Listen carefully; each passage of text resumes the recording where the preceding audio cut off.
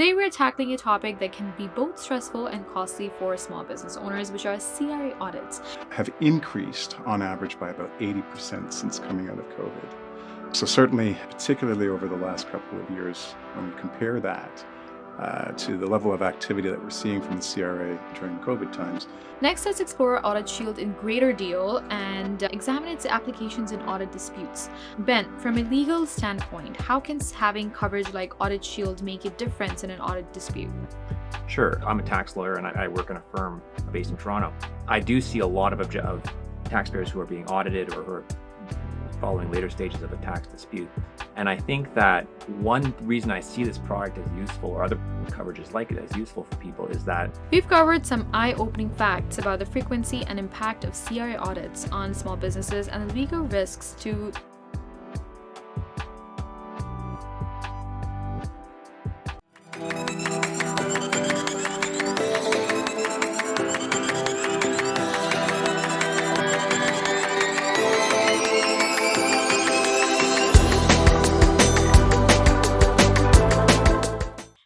This is Maheen and welcome to the CanadianSME Small Business Podcast, where we explore the strategies and solutions that empower Canadian businesses to thrive. Today, we're tackling a topic that can be both stressful and costly for small business owners, which are CRA audits. Now, many entrepreneurs, they are unaware of how frequently audits occur and the financial burden that they can create. And in this episode, we'll dive into the world of CRA audits, what triggers them, and how small businesses can protect themselves from unexpected costs. Now, joining us are Jason Koenig from Accounting Insurance and Ben Grant, a legal expert in tax disputes. Together, they'll share their expertise in how CPAs use Audit Shield to safeguard their clients, break down common misconceptions about CRA audits, discuss real-world case studies, and provide practical strategies to help small businesses manage audit risks effectively. So whether you're a business owner or a CPA that is supporting Canadian small businesses, this episode will give you valuable insights into audit protection and legal considerations. So without further ado, let's welcome our guests, Jason and Ben.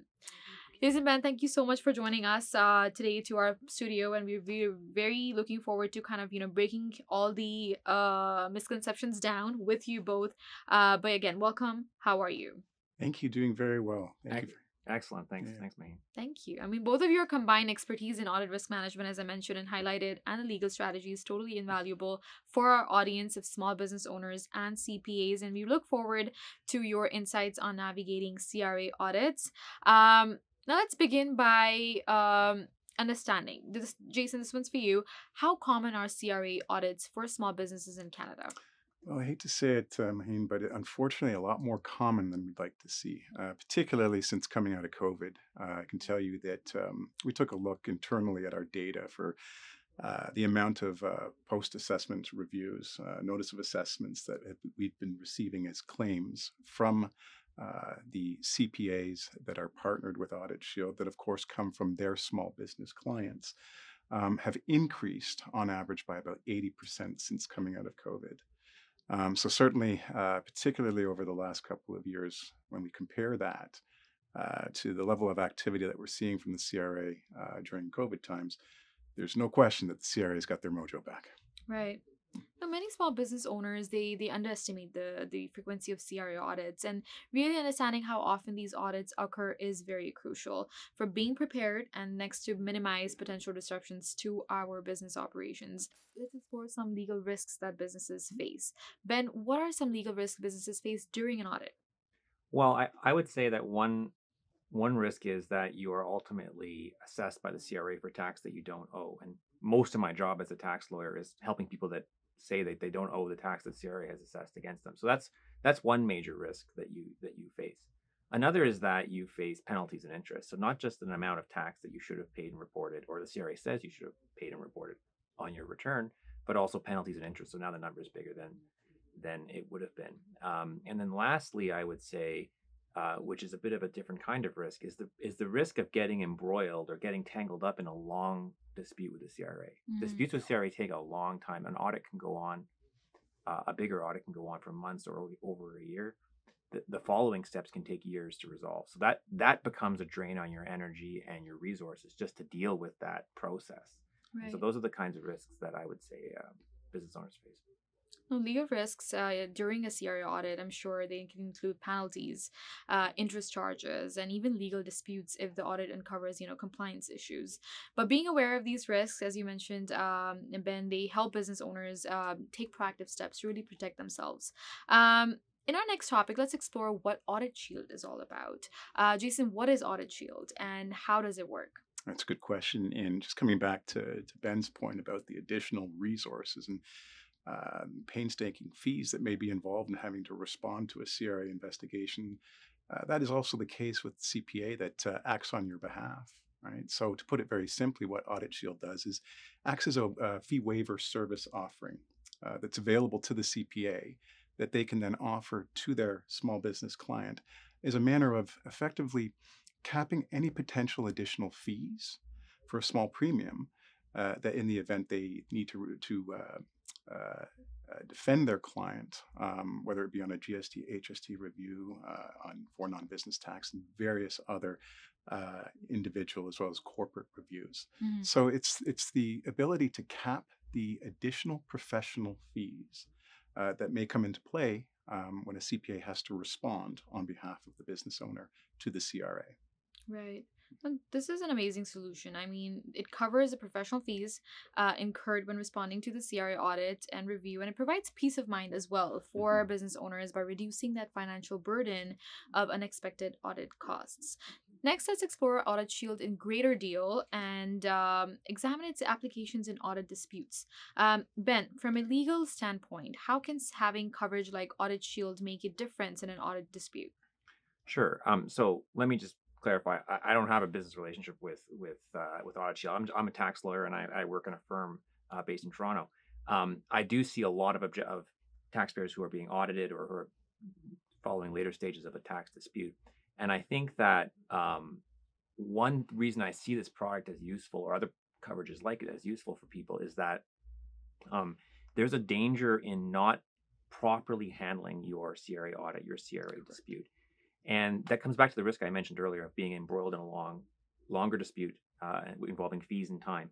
I can't tell you how many tax cases I've seen that have gone on for years that started where the solution wasn't that complicated. Maybe it was a compromise. Maybe the person did owe tax. Maybe there was a certain steps they needed to take to fix a mistake that had been made, and that wasn't identified early because the person didn't have professional assistance from an accountant or a lawyer, or they had a little bit of professional assistance, and maybe that they just didn't catch the solution that was available. So I think that's one way that having coverage. I mean, it's sort of like going to the doctor, right? You have a disease at the onset here, a CRA audit that can grow into something bigger and more costly, and getting the best treatment early on, in my view, is extremely useful.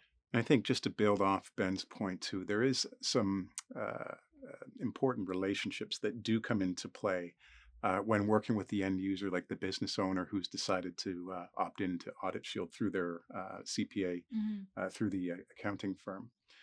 Because when it gets to the point where, say, for example, the CPA needs to file notice of objection and then bring in the services, for example, of what Ben offers, well, his fees would also be covered in the event of a review from the CRA as well. So the type of coverage that Audit Shield provides is also expertise from Ben as well.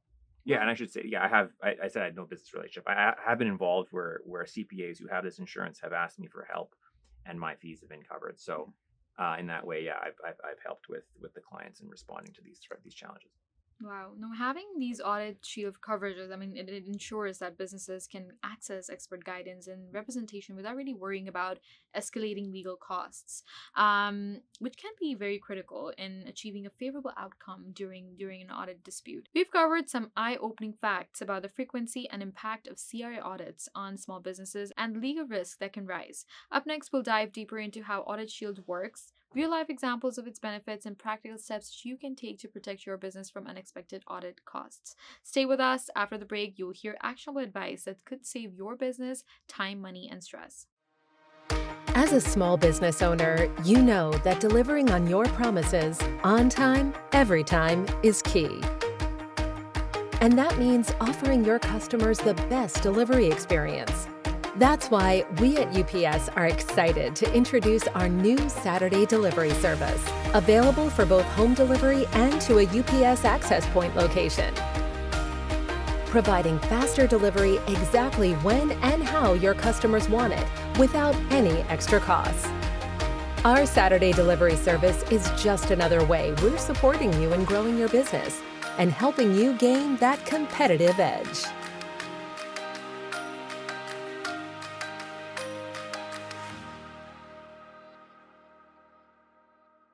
Welcome back, everyone. If you're just joining us, we're discussing how small businesses can safeguard themselves from the financial and legal challenges of CRA audits.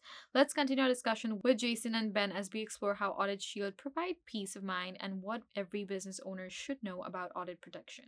Now let's explore the common misconceptions surrounding Audit Shield. Jason, are there any misconceptions about Audit Shield that you often hear? Well, sure. I'd start off by saying it's in the name, audit, right? There's a misconception that our coverage merely extends to a full-blown audit or a desk audit, which, believe it or not, in the overall scheme of what we're seeing in notice of assessments is very rare, although when we do see them, they're substantial. So to explain a little bit more about that, what I mean is that the misconception is that we only cover audits, but in fact we cover everything with respect to a review, audit, or investigation. The simple rule of thumb is that the CRA is calling you or your CPA firm to ask a question about a filed return, and you have to respond to avoid penalties. That's where Audit Shield steps in to cover the costs. So it's those additional professional fees that would be covered, not just an audit. A couple of other misconceptions are that, the CPA firms that don't know about Audit Shield assume that their clients might be reluctant to participate. We're seeing a huge uptake of their clients wanting to participate. And this is because of the fact that we're seeing such an increase in CRA activity, particularly over the last couple of years. And you said the peace of mind is something that's very important. So a lot more businesses are looking for that peace of mind through their CPAs.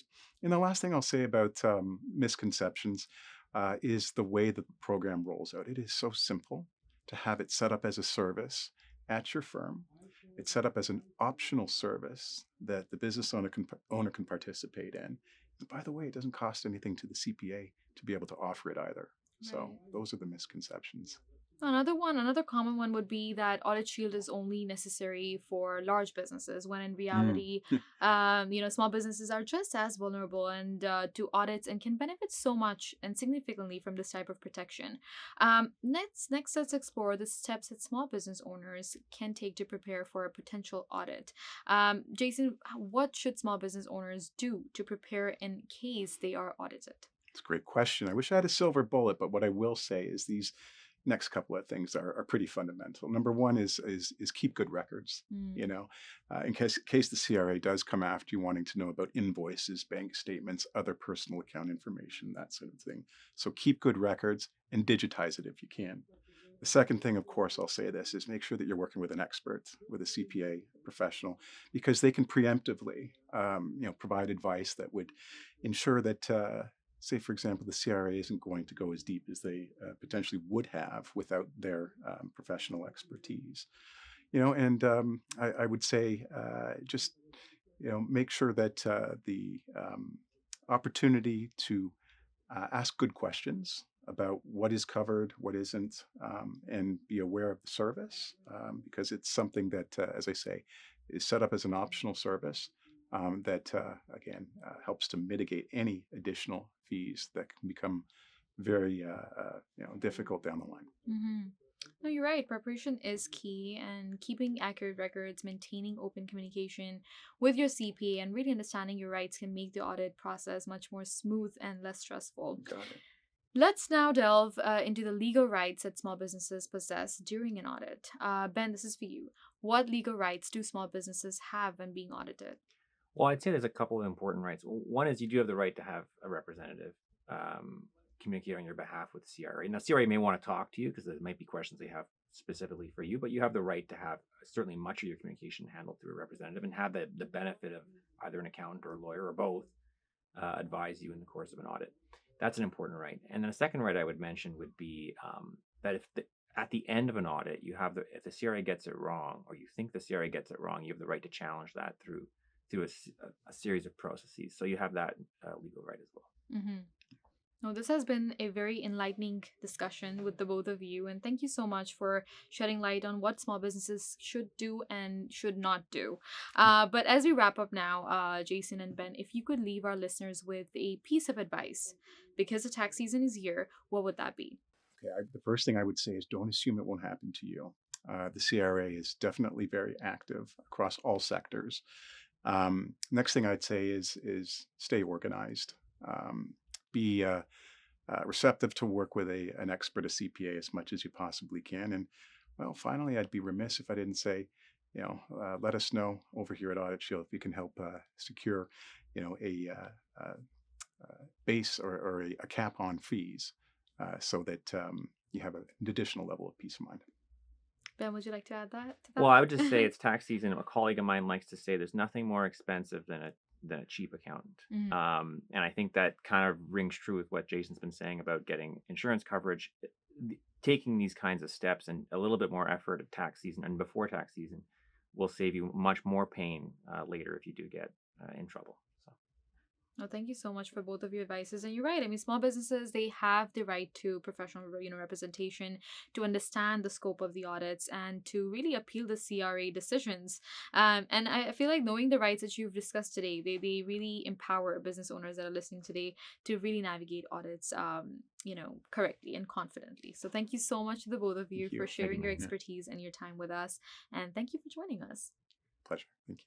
And that was an insightful conversation with Jason Koenig from Accountancy Insurance and Ben Grant, a legal expert in tax disputes, on protecting Canadian small businesses from the costs and challenges of CRA audits. Their expertise has shed light on the importance of being prepared, understanding your legal rights, and leveraging solutions like Audit Shield to safeguard your business. Again, thank you for tuning in to the podcast. We really appreciate your continued support and your commitment to staying informed. Please be sure to subscribe to our podcast for more expert insights and practical resources to help your business thrive. For additional information and tools, please visit our website, CanadianSME.ca. A special shout out goes to our podcast partners as well for their ongoing dedication to empowering small businesses across Canada. I'd like to thank RBC, UPS, and Google. Until next time, stay proactive, stay protected, and keep building your business with confidence. We'll see you in the next episode.